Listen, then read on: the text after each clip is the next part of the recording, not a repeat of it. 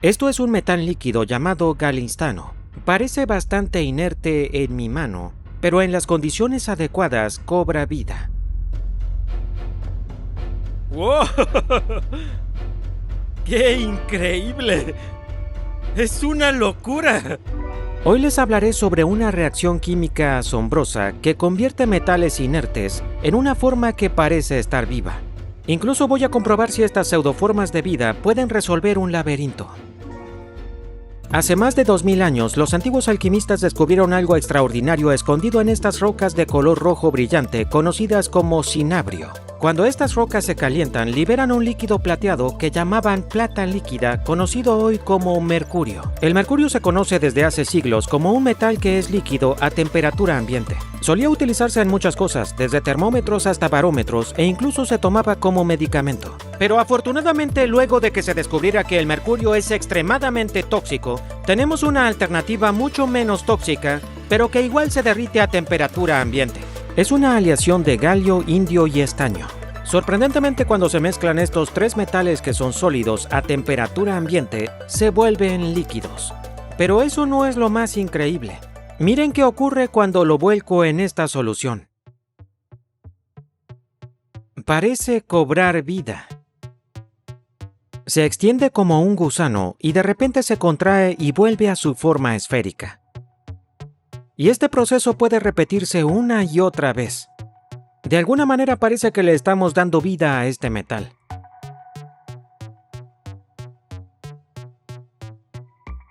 Vean cómo se retuerce por toda la placa de Petri. ¡Es increíble! Pero, ¿por qué ocurre esto? Para ver por qué sucede, primero empecemos con solo una gota de galistano. Como ven, se forma una esfera muy compacta. Esto se debe a su alta tensión superficial, que intenta reducir al mínimo la superficie, es decir, a una esfera. Ahora le agregaré unos cristales de cloruro cúprico y un poco de agua. ¿Ven cómo se aplana?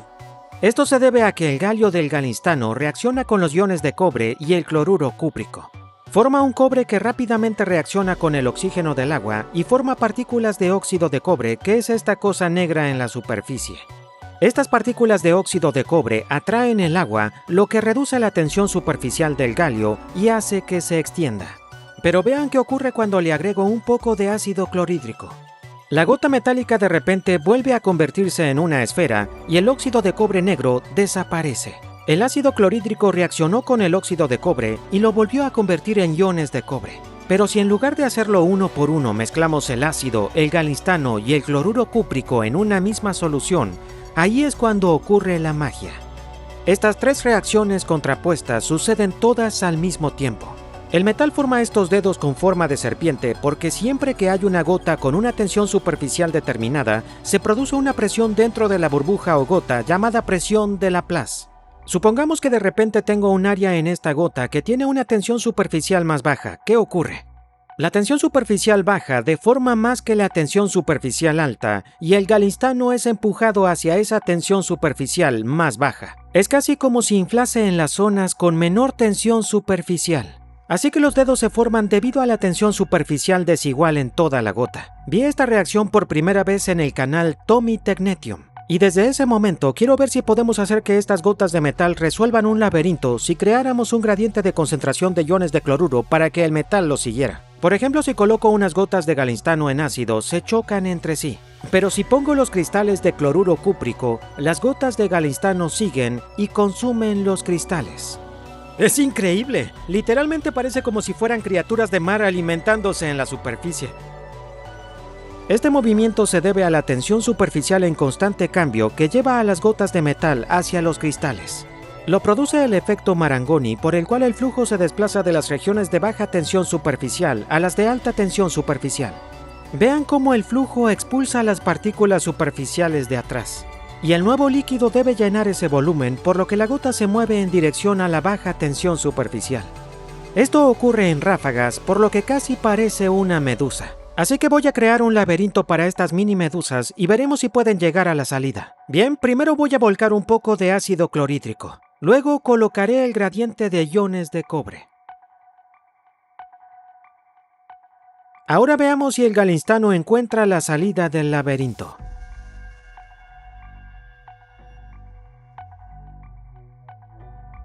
Se está moviendo.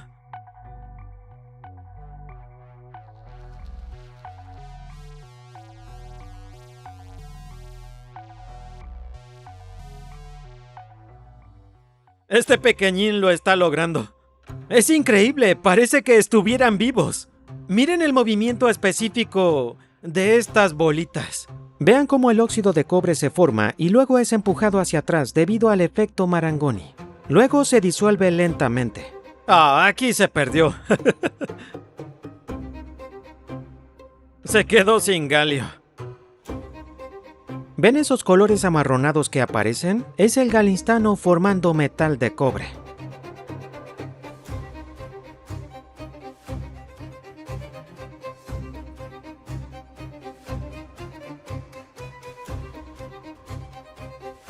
Y lo logró.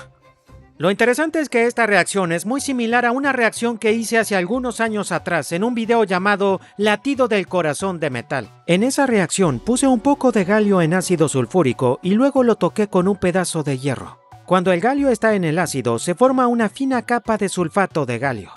Esto cambia la tensión superficial y hace que esta esfera compacta empiece a latir. Luego, cuando toca el hierro, se crea una reacción inversa que hace que el sulfato de galio vuelva a convertirse en galio y deje de latir.